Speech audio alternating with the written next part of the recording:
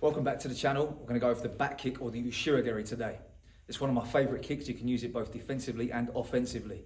I'm going to go through the basic steps of how I teach the kick in the way I like to do it, and also I'm going to go over a couple of exercises to help you to get better alignment and better power in your back kick. So the first exercise I like to start off with is let's get the alignment of the kick correct. So I want to start off with my feet together, okay? Knees bent, soft knees from here. My kick needs to go directly behind me. Okay, I'll be tucking my heel directly underneath me this way. I don't want to chamber in front because this is wasted energy. You know, I'm using a different muscle set to send the kick back, so I don't need to bring my knees in front and waste any time. I also don't want to bring my leg to the side because this becomes then a turning side kick and not a back kick. A valid kick, but not the kick we're after today. So, bend the knees, tuck the heel, and send the kick directly backwards, this way. You can look over the shoulder if you like. I don't always do it. I do a bit of both sometimes. But the thing you need to be careful with, if you are going to look over the shoulder, is not let the shoulder and the body turn, and again, turn that into a side kick. So from here, just tuck the heel up and send straight to the back. Tuck the heel and send directly behind me. My contact point is the heel. Okay, so make sure my foot is pulled right up and sending the heel into the target.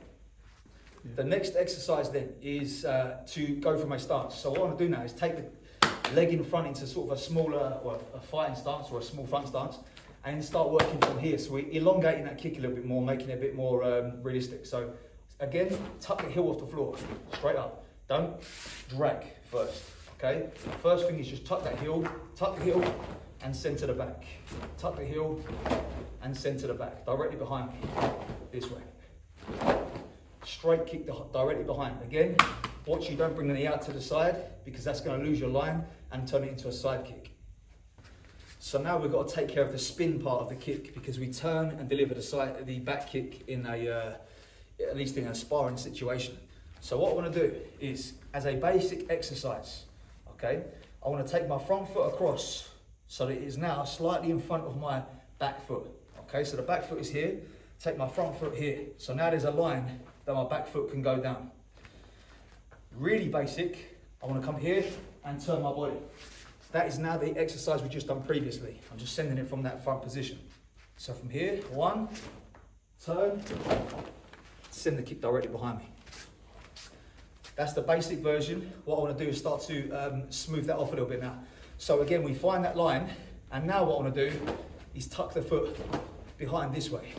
Tuck the foot, knees together, and send the kick straight through. So that's how we're going to get that fast rotation, okay? It's got to be from the hip, tuck, spin, all as one action. So now bringing it onto a target. What I want to do again is line my front foot up with the outside edge of this target here, okay? So the thing is now, if I send my back foot through directly to the pad, I'm going to hit it every time. This is why I say I don't have to look always, because I'm going to spin and I know where the target is because I've set it up with my position. I don't throw it aimlessly. I set myself up in position through movement or through feints, and then I can fire the kick through. Okay, so my front foot is lined up to the outside edge of that pad. I'm going to make that rapid rotation of the hip, send the back foot through, and into the pad this way. Okay, again, like I say, you can look if you want, but be careful that shoulder doesn't over-rotate. So from here, line that front foot up, and that could be done through movement. I can set my foot up this way. Okay, and then I rapidly rotate that hip, boom, this way, and come into the target, directly back. So most often I like to use this as a defensive technique. Okay, so if I'm facing my partner here, we're sparring.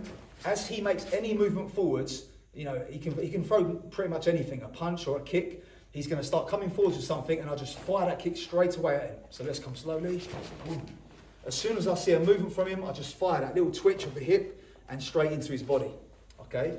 The good thing about that is that it takes my head out of danger, okay? As he sends that punch in or something, I'm slipping my head back a little and coming underneath with that back kick, okay? For me, this works a lot of the time. Yeah, I can kind of sit there, know what I'm doing, I can set my front foot up, wait for that attack to come, and as soon as I see a movement, boom, that's when I fire that kick this way. The other way is for me to use it offensively. And now what I want to do is I want to cover some distance. So from here, I might want to take a step. And that's then sending with a hand first. So I'll come in hand first, hand, and then send the kick from there. Okay, so I'm kind of chasing them back. One exercise we can do to train this motion is to come down to our hands and our feet, or our hands and our knees, and from this position here, tuck the heel and send the kick straight back. This way. Okay, this is training the kick and the path of the kick without challenging the balance for the moment. So we can bring it right back down to basic and deliver that exercise, strengthen the glutes, get the correct hip extension action for the kick, and develop that straight path.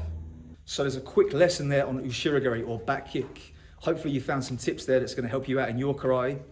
If you did enjoy it, please leave a comment. Don't forget to subscribe to the channel for more like this, and I'll see you in the next video.